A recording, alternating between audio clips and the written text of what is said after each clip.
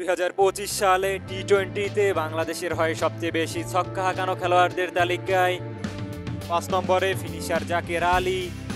23 ইনিংসে জাকের ছক্কা হাঁকিয়েছেন 18টি। ইনিংস প্রতি ছক্কার গড় 0.78। এই তালিকার 4 নম্বরে বাংলাদেশ ক্যাপ্টেন লিটন কুমার দাস।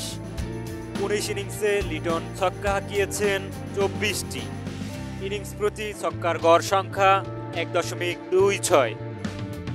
এই তালিকার 3 নম্বরে সাইফ হাসান।